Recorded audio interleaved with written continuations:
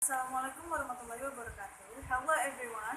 My name is Varia Primativa and I'm a student of English Education Department in Singapore Bangsa University, and in this video I would like to resume a book that has been given. No, actually, my lecturers gave me a task, and I would like to resume the book, which the title is Educational Psychology by Kelvin Seiferd and Rosemary Sutton. This book contains 12 chapters about the psychological education. So, for example, like the changing teaching profession in you, the learning process, the student development, student diversity, student with special educational needs, student motivation, classroom management and learning environment, the nature of classroom communication, facilitating complex thinking, planning instruction, teachers made assessment strategies, and standardize the other formal assessment. Okay, so the book contains 300 pages, and I would like to conclude a little about this book.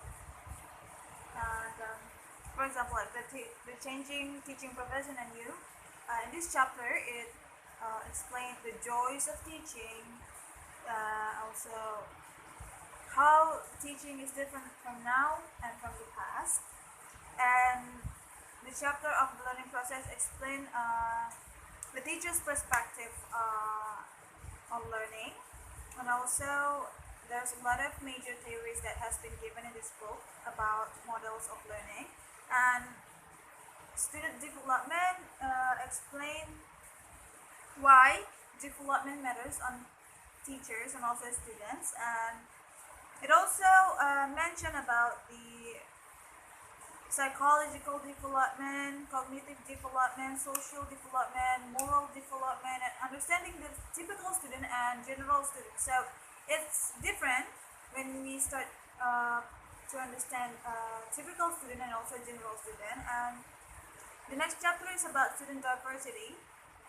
It's individual style of learning and thinking, and multiple intelligences, gifted and talented students. So there are differences. Students are different, and we have to understand the background of their differences. So we cannot just judge them like this student is quite late when they are learning. We cannot just judge them that they're stupid. We have to know the difference between those students. And also, student with special educational needs. In this chapter, it taught us about the student on special needs, that we need to pay attention more, and but like we cannot just pay attention and ignore other students. So in this book it explains that situation. And also there is student motivation, how we actually give a motivation to a student who is having trouble with learning. So and many more.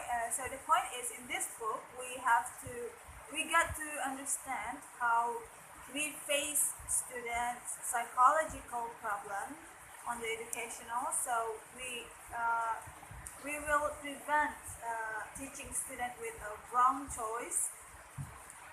So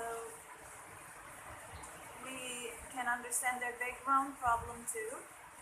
I think it's worth to read, especially for us as a future teacher. And I think that's all. And I hope that this video can make big differences or a little differences for us, for all of us, for future teachers. So I think that's all.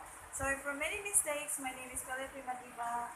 Wassalamualaikum warahmatullahi wabarakatuh.